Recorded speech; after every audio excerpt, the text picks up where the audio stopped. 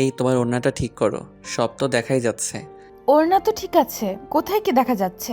ভালো করে দেখো, সব দেখা যাচ্ছে। আরে এইটুকু দেখা গেলে কি হবে? আর আমি তো তোমার এখন সামনেই আছি, তুমি আমার সব দেখতেই পারো, তাতে সমস্যার কি আছে?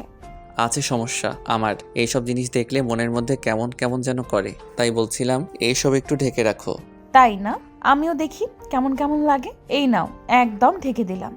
অধরা কথাটা বলতেই নিজের বুকের উপরে থাকা ওড়নাটা এক টানে নিজের বুকের উপর থেকে সরিয়ে নিল। অধরা নিজের ওড়নাটা বুকের উপর থেকে সরিয়ে নিতেই অয়নের চোখের সামনে অধরার বুকটা স্পষ্ট হলো।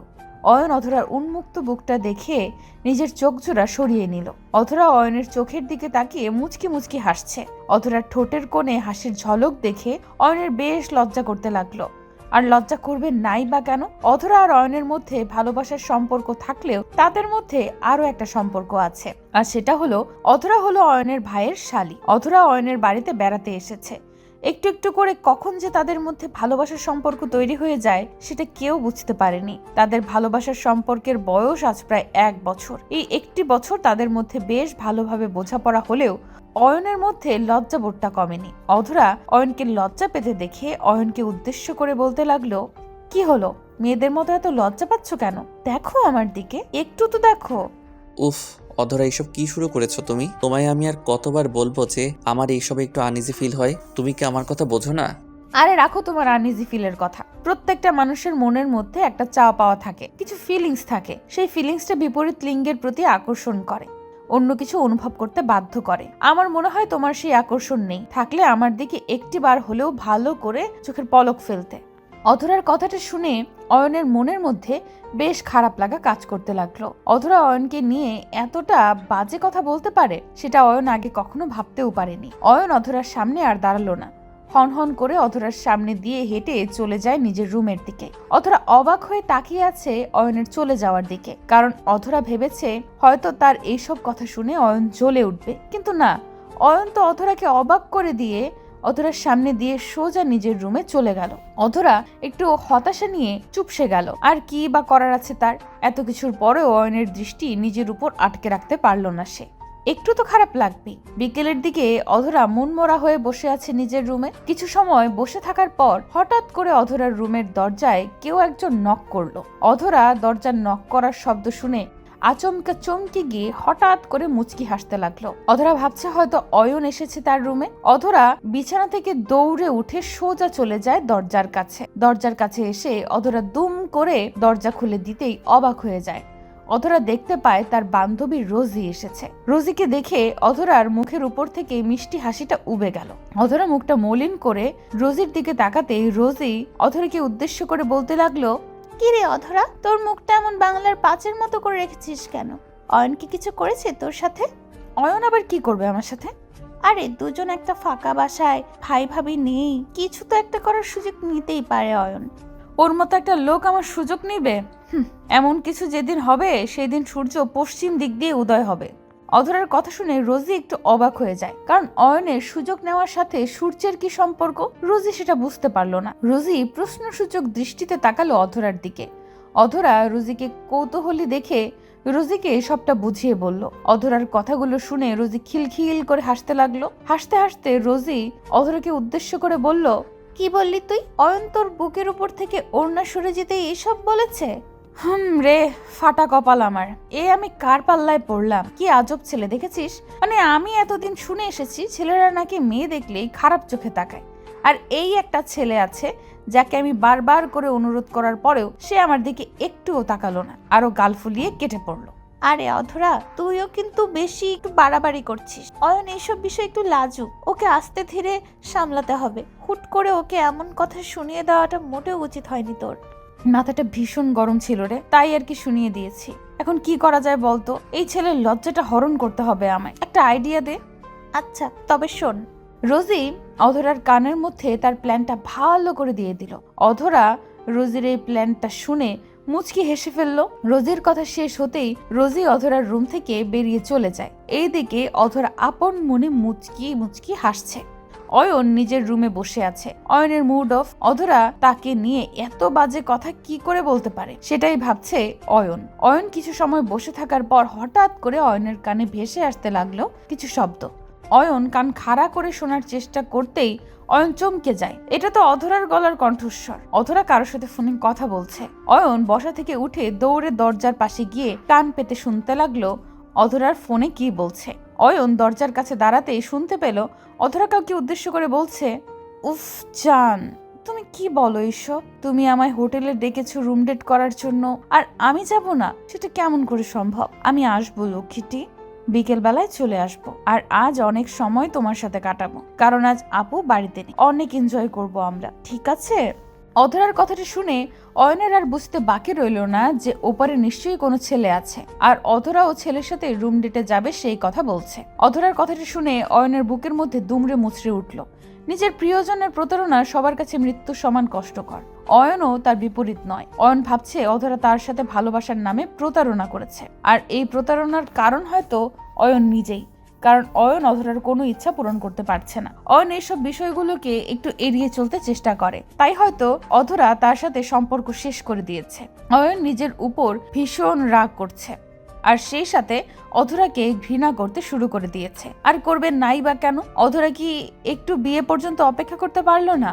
বিয়ের পর তো অয়ন অধরাকে নিজের মনের মতো আদর করত, কিন্তু অধরার সেই ধৈর্য হয়নি। অধরা তাকে ছেড়ে দিয়েছে। অয়ন নিজের রুমে বসে চোখের জল ফেলছে, আর তার প্রিয়জন অন্য কারোর সাথে রুম ডেটে যাবে কথাটা ভাবতেই বুকের মধ্যে বারবার কম্পন সৃষ্টি হচ্ছে অয়নের। অয়নও অপেক্ষা করছে বিকেল হবার। বিকেলবেলা অয়ন অধরার পিছু নিবে আর দেখবে সেই ছেলেটাকে যার সাথে অধরা রুম ডেট করতে যাচ্ছে। অপেক্ষার প্রহর বেশি ভারী হলো না। নির্দিষ্ট সময়ে অধরা রেডি হয়ে বাড়ি থেকে বেরিয়ে গেল। অধরার পেছন পেছন অয়ন বেশ সাবধানে নিজেও বাড়ি ত্যাগ করলো। উদ্দেশ্য অধরার বলা সেই হোটেল। অধরা বাড়ি থেকে বেরিয়ে একটা রিক্সা নিয়ে বেরিয়ে যায়। অয়নও অধরাকে ফলো করে একটা রিক্সা নিল। সেই রিক্সাটা অধরার রিক্সার পেছন পেছন এগিয়ে যাচ্ছে। অয়ন অপেক্ষা করে আছে আজ হাতে নাতে ধরবে অধরাকে, আর অধরার থেকে একটাই জবাব চাইবে যে সত্যিকারের ভালোবাসার কি কোনো মূল্যই হয় না? এই দেহের ভালোবাসা কি সব থেকে দামি? অধরার রিক্সা চলতে চলতে চলে আসে হোটেলের সামনে। হোটেলের সামনে আসতে রিক্সা থেমে যায়, আর অধরা রিক্সা থেকে নেমে সোজা হোটেলে চলে যায়। অধরাকে হোটেলে যেতে দেখে অয়নও দ্রুত রিক্সা থেকে নেমে অধরার পেছন পেছন চলতে লাগলো। অয়ন অধরার পেছন পেছন তো ঠিকই এত দূর অবধি চলে এসেছে, কিন্তু এখন অয়নের বেশ ভয় করছে। বুকের মধ্যে এখন দহন সৃষ্টি হয়েছে। এই দহন অয়নকে অধরার পেছন পেছন যেতে দিচ্ছে না। হাত পা অয়নের কাঁপছে। আজ অধরার সাথে কাকে সে দেখতে পাবে সেটা ভাবতেই অয়নের শরীরের লোম শিহরণ দিয়ে কেঁপে উঠেছে।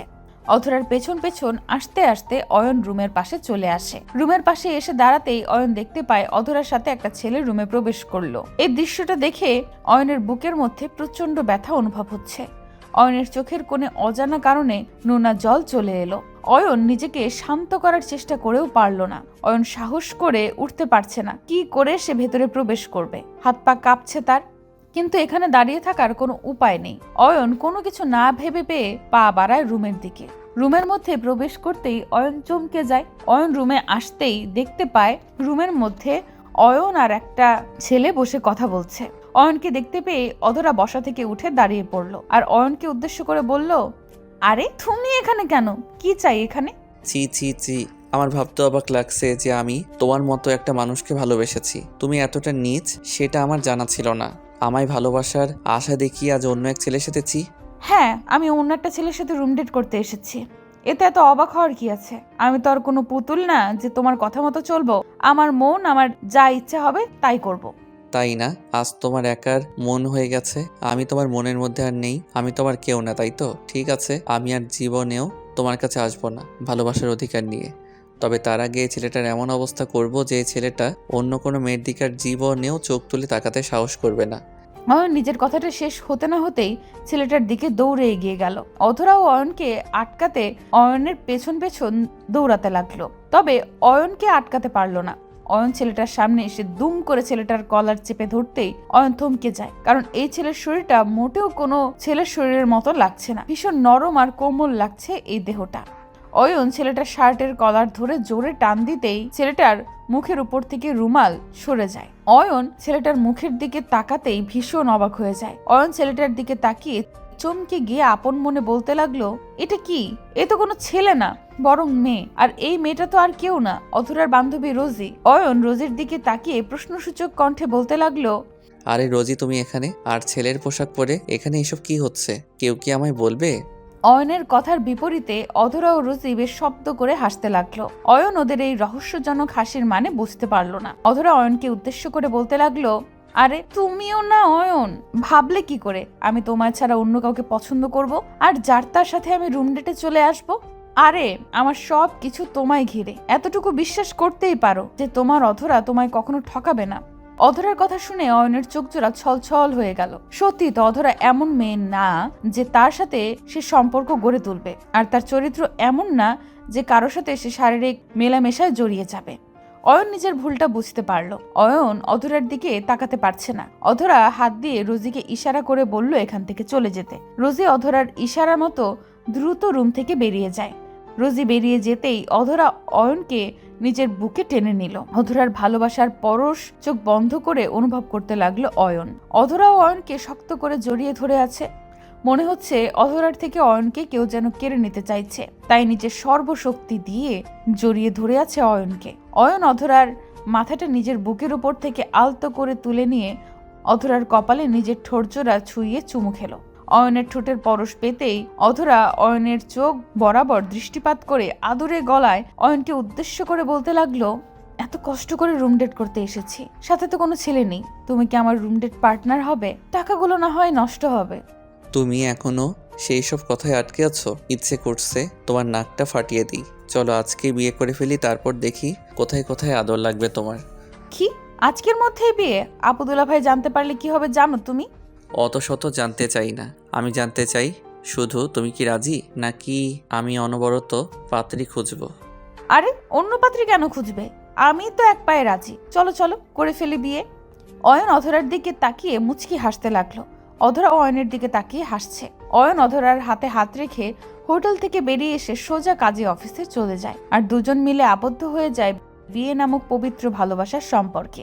আমাদের সমাজে বর্তমানে যে ভালোবাসার ট্রেন্ড হয়েছে বিয়ের আগে শারীরিক সম্পর্ক করা, অয়ন আর অধরার মধ্যে কিন্তু সেই সব কিছুই হয়নি। কারণ হারাম সম্পর্ক থেকে হালাল সম্পর্কে জড়ানো হাজার গুণে ভালো। হারাম সম্পর্কে জড়ানো সহজ, তবে হালালভাবে সম্পর্ক টিকিয়ে রাখাটা অনেক কষ্টসাধ্য। আসুন না সবাই একটিবারের জন্য হারাম সম্পর্ককে না বলি আর পবিত্র ভালোবাসাকে সম্মান করি।